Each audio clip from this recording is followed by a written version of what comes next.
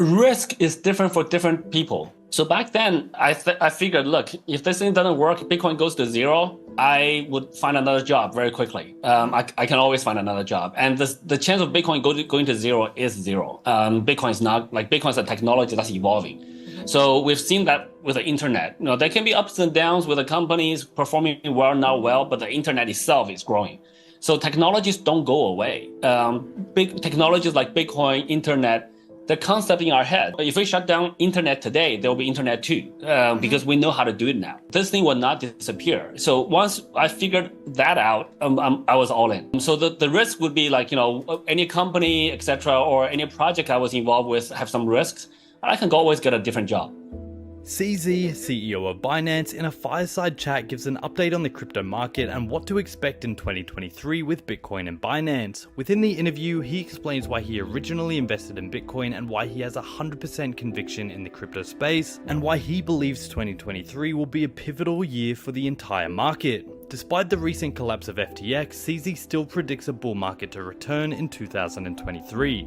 As of the recording, Bitcoin has seen a recent rally, currently trading just below $23,000, which CZ believes is just the beginning. Also, only a small percentage of my viewers are actually subscribed. If you enjoy finance content, consider subscribing or liking the video. It's free and you can always change your mind. I think my aha moment is probably going to be December 2013 in Las Vegas. There was a Bitcoin conference, maybe with like 100-something people, a very small conference.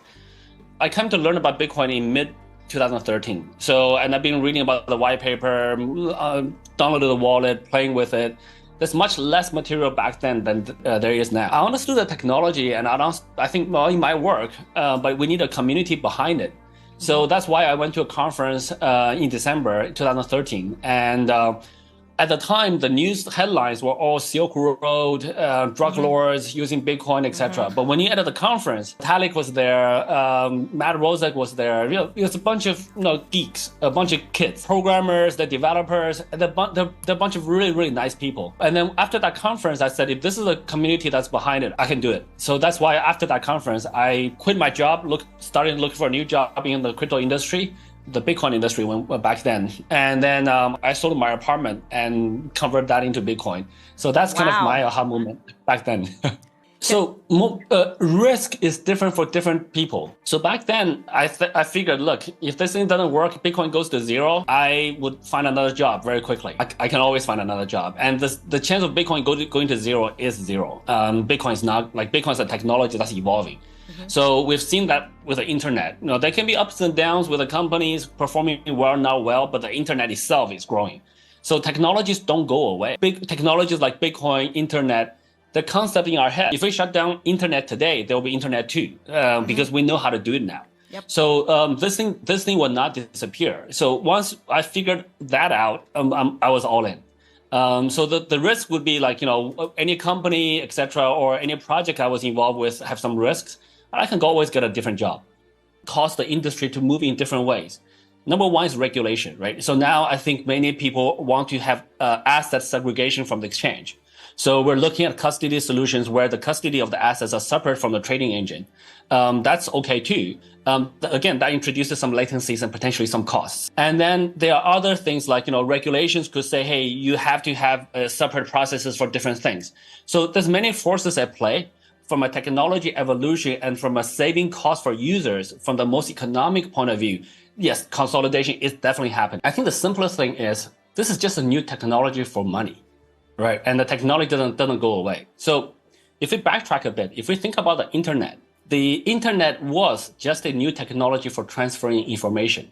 That's all it is. It's just TCP/IP packets over the wire or over the air. And with that simple technology, we built this entire ecosystem out of it. There's social media, there's search, there's e-commerce, there's many things. We can't even really imagine the world without internet now. But that just comes from the technology to transfer information. And blockchain is a new technology to transfer value. So if internet deals with information, now we're dealing with money. This new technology is going to have much bigger impact than that technology that deals with money or with information. So I think the impacts are going to be quite big. And it's actually because the impacts are so big, we actually need to proceed slowly and carefully and steadily so that we don't cause big disruptions. We can have small iterations, but big disruptions are bad. That's how I view it, how I conceptualize it. So it's not about any single coin. It's not about any single blockchain. It's not about any single exchange. It's the fundamental technology that's being evolved, and it will continue to evolve because there's hundreds of millions of people looking at this industry right now. You cannot erase the concept from people's heads. You'll just have to continue to evolve. Right. So I'm very confident about the future prospects of blockchain technologies. So I had the privilege and the honor to meet with Ray Dalio maybe about 8 months ago. And I've met him over, like 4 or 5 times over the last 8-9 months. And when I first met him, before I first met him, I read his books about principles. But I was trying to write down my own principles. It was super difficult. It was very, very difficult to generalize your principles so that they handle special cases, etc. But after I met him, he gave me a tip that made me able to write them down. So that 2-pager that I had before I met him became a 20-pager. And then, so he was actually my inspiration and kind of coach helping me to write down my principles. It's a 20-page document now. It's on the Binance blog. If you search for CZ principles, you'll find it. I'm actually rewriting the second version. The content are mostly the same. There's some additions, but I'm restructuring the document so that it's a simpler read. So yeah, very simple things like, there's simple things like always do the right thing, always be ethical. There's some controversial things like, never sign exclusive contracts, never enter into exclusive agreements. There's some weaknesses too. I don't give compliments that much. It's more stick than carrot. And many people give me feedback that might not be the best approach or the best principle. It's not a principle per se. It's just who I am. So I'm trying to improve on some of those things as well.